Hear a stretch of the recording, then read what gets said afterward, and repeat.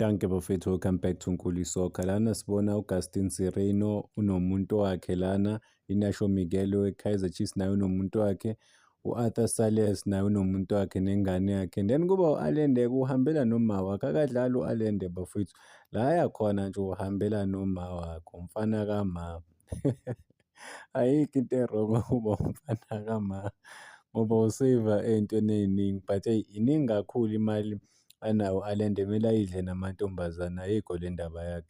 Noma nje angadla u-100,000 owodwa nje kule mali ayiholayo namantombazane, ayikho inkinga. Noma phela uyonika uma wakhe le mali kuyoze kube nini ngempela, ngoba lo mama ngiyambona nasemagrawundini but kuyamsapota, into e-right.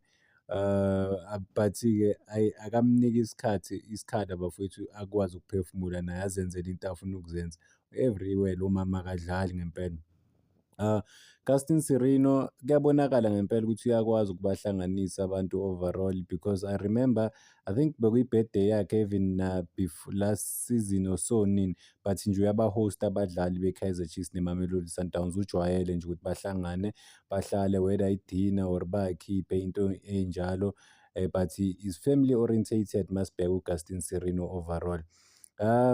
Masibheka ama-team wethu, i-Kaizer Chiefs, la madoda ngathi awafunani egrawundini kanti badla bonke, bahlala bodwa, bahlala bonke badla amadina, bakhiphe zonke lezo zinto lezo. But yeah, I mean, it's football at the end of the day. It's a beautiful game. Kuyaliwa inside the field of play, but-ke 90 minutes everything iyaphela bafowethu. Nomunye ubheka le, nomunye ubheka le. Mebephuma nje egrawundini kuphelile.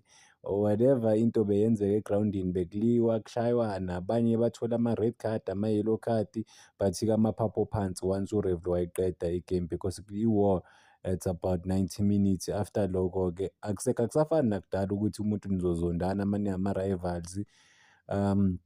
I think lento le ngiyibona kuMfundo Vilakazi, ukuthi uphosta abantu abaningi abangadlaleli i-Kaizer Chiefs, abanye badlalela o-Orlando Pirates, oMamelodi Sundowns, but uyaba-celebrate. Bowungeke uyenze leyo nto leyo kudala. Hey boy, u-attack-wa kanzima kabi. So I think football has changed the way ama-player conducts-a ngakhona. There was no way kudala kubonakale kube nje. Bekumele umzondi i-competitor yakho or i-rival yakho uyayizonda. Ngathi ungayikhafulela nokuyikhafulela uma uyibona. Manje into esele ama-fans alwayo, but-ke ama-fans alwela into e-right, ama-bragging rights, because when you are supporting Kaizer Chiefs and omunye usupport i-Orlando Pirates, ukhuluma nawe isinomi kanjani, because maybe bona bayawina at that current moment. So nawe kumele udefende, but udefenda kanjani? Udefenda because of i-team yakhe iyawina, but kunzima kakhulu i-team yakho uma ingawini. Abadefenda ngama-trophy abantu, wena uzodefenda ngokukhuluma njalo. So that's sad as ama-fan, ukuthi ama-fans ayalwa isikhathi esiningi, but nabo abafowethu la bayakwazi ukuhlala bonke bancebeleke, babe nesikhathi esi-right, bathathela iy'thombe, bangafihli nokuwufihla ukuthi ngeke bakhiphe online. uGustin Sireno-ke iy'thombe zabo hlezi nje ziphuma ukuthi uGustin Sireno uyaba-host-a abadlali abaningi laphana kwakhe, kupholwe nje kuhlalwe. Yeah, but-ke I mean masibheka, njengoba ngisho ukuthi ngey'khathi zakudala bekungafani, but-ke njengoba ngishilo izinto sezishintshe kakhulu manje, sekuyisimanje manje. I-picture esobe izokuxabanisa nabalandeli be-team yakho, ngoba nje ukubheda, ukuphosta yabo kukubheda when it comes to ukuthi iplayer lingavele liphoste ama-rivals. This season overall, before ngiyivala, Kaizer Chiefs iyafuna ukuwina i-league, iyafuna ukuwina amanye ama-cup. Guess what? Ayikazange ukuqualify for i-MTN 8. I-Carling knockout bebathembise ukuthi bazoya all out, bashawa first round.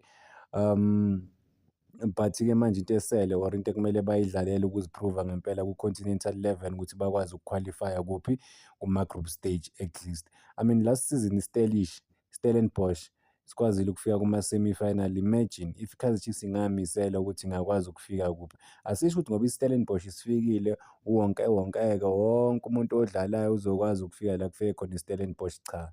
But nje ngenze i-example ukuthi akhona ama-teams ase-South Africa ebewangekho expected ukuthi afike lesicongweni, but-ke i-Stellenbosch i-surprise abaningi, size sashaya neZamalek. Imagine iZamalek what is this country kanje, Egypt. one of the biggest teams on the African continent, but-ke babhaxabulwe i-Stellenbosch sathusa i-Afrika yonke. But-ke I would say at the same time thina we weren't surprised because i-Stellenbosch they know how to win games. Futhi kuma-cup games ungabathathi kancane bayakwazi ukuwina ama-game mhlampe-ke bahluleke sekuzofika ekugcineni but-ke bona bayakwazi ukuwinela nje lama-game lawa ucabanga ukuthi ngeke bawawine. Thina asisekho surprised because sesiyabazi. Back to Casting Sereno bayamdinga laphana ku-Kaizer Chiefs ukuthi enze izinto zenzeke. Kumele ehlise iconsi. Angazi ukuthi kwenzakalani behind closed doors or behind the scenes because isikhathi esiningi uqala ebhentshini.